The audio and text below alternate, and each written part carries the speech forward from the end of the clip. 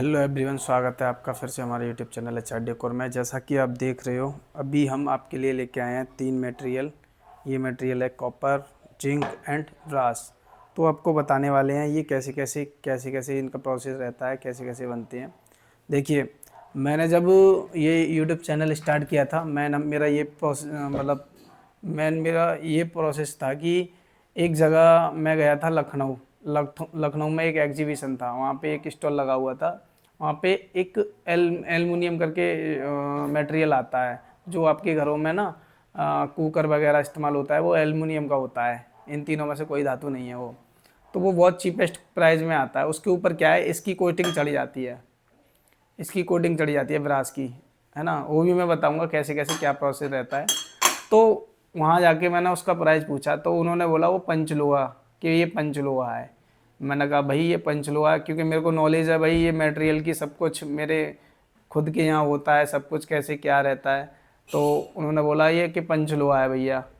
इतना मतलब आप लोगों को जागरूक करने के लिए मैंने फिर ये चैनल बनाया अपना यूट्यूब पे। फिर तब जाके मैंने सोचा कि पब्लिक को जागरूक करना चाहिए कि कभी भी अगर मूर्तियाँ विरास की लें या पंचलोहा की लें तो कैसी रहनी चाहिए, क्या पहचान रहती है उनकी। तो देखिए, मैं आपको एक रियलिटी बताता हूँ। 1 मिनट रुकिए।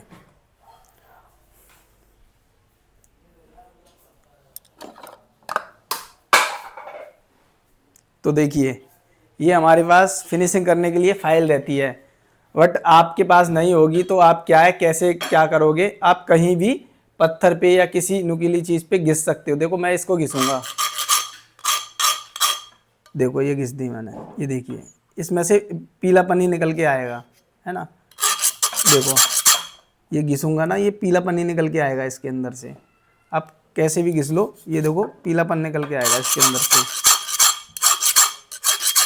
देखो, ये पीलापन निकल के आ रहा है ना। इसको घिसूंगा मैं तो इसके अंदर से वाइट निकल के आएगा। इसका भी जो है, इसके ऊपर कॉपर का भी वो हो जाता है, कोटिंग हो जाती है। तो ये देखो, ये तो प्योर कॉपर है। ये इसको घिसूंगा तो ये कॉपर ही निकल के आएगा। देखो, अंदर से कॉपर ही निकल के आएगा। तो इस तरीके की चीज़ आपको कैसे घिसनी होती है। कोई भी अगर मूर्ति लेनी है आपको या कुछ भी, आप ऐसे करके ज़मीन पे घिसोगे तो कोटिंग छूट जाएगी। अगर इसके ऊपर कोटिंग होती तो कोटिंग जाहिर सी बात है घिसने से वो हट जाती, और जो नेचुरलिटी है, जो जिसकी बनी हुई है, जिस धातु की ये चीज़, वो हमें पता चल जाता कि भाई इस धातु की बनी हुई है। अगर यही धातु की ब्रास की बनी हुई है तो अंदर भी ब्रास निकलेगी, जाहिर सी बात है। कॉपर की बनी हुई है तो कॉपर ही निकलेगा, जिंक की बनी हुई है तो जिंक निकलेगा। अच्छा, वो तो इसलिए मैंने चैनल स्टार्ट किया था। बट मैं आपके लिए एक ये वीडियो जो बना रहा हूँ, ये मेरा टॉपिक है कि कॉपर और जिंक मिलके ये बनाते हैं ब्रास। ब्रास कैसे बनती है? ब्रास इन दोनों के मिश्रण से बनती है। ये रहता है हमारा 70% और ये रहता है 30%, तो जाके ये ब्रास बनती है, अच्छी ब्रास, है ना। मार्केट में बहुत सारी मूर्तियाँ ऐसी भी रहती हैं, और मटेरियल बहुत सारे ब्रास के ऐसे भी रहते हैं कि काले पड़ जाते हैं, या फिर बहुत सारी प्रॉब्लम आती है कि भैया हमारी मूर्तियाँ काली पड़ गई और उन पे अबर आ गया है कुछ। तो वो प्रॉब्लम ये रहती है कि ब्रास उसमें ठीक नहीं इस्तेमाल करते हैं। ये देखिए, ये ब्रास, ये एकदम गोल्ड की तरह चमक रही है ना, ये प्योर ब्रास है। ये हम ऐसी ब्रास लगाते हैं अपनी मूर्तियों में, तो जाके हमारी फिनिशिंग अच्छी होती है ना। ये देखिए, ये रहता है जिंक। जिंक भी 1 नंबर का लगा हुआ है। जिंक में भी बहुत सारी क्वालिटी आती है। ये 1st नंबर का जिंक लगा हुआ है। इसकी चमक देखिए, एकदम प्योर वाइट, चांदी की तरह चमक रहा है ये, है ना। बाकी का आप कॉपर देखिए, ये शुद्ध कॉपर है। आर नेचर करके बोलते हैं इसको। ये देखिए, शुद्ध कॉपर है ये।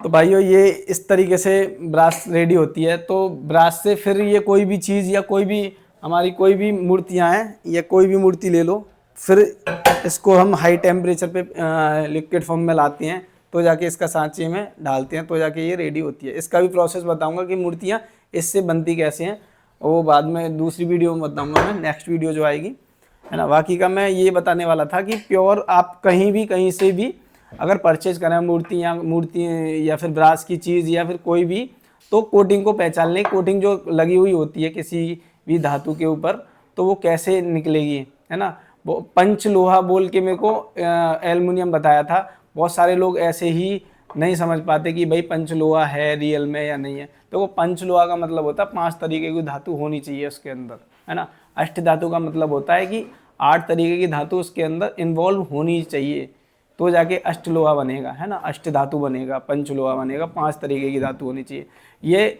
ये 2 धातुओं का मिश्रण होता है पीतल, जिंक का और इसका।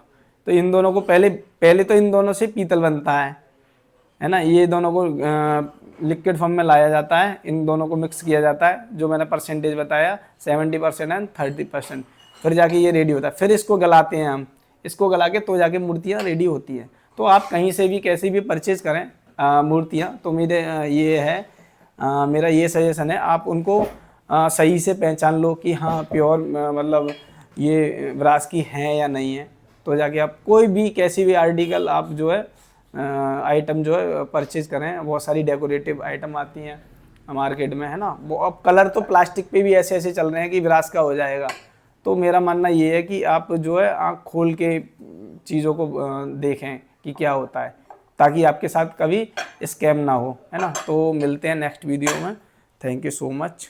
बाकी का आप देख ही रहे हो, ये अपना तीनों मटेरियल मिक्स करके मैंने आपको बता ही दिया है। ये ऐसे करके देखिए, इसकी चमक देखिए कितनी पीली है, आप देखिए, है ना। ये प्योर पीतल है, प्योर पीतल की चमक। और इसको कितना भी टाइम रख देंगे ना, हाँ आपको पता ही है, जैसे कि आपने अब हमारे घर में गाड़ियाँ होती हैं, तो गाड़ियाँ भी एक धूल मिट्टी खाने के बाद गंदी हो जाती हैं, उनके ऊपर धूल मिट्टी चिपक जाती है। पर जब हम उनको साफ़ करेंगे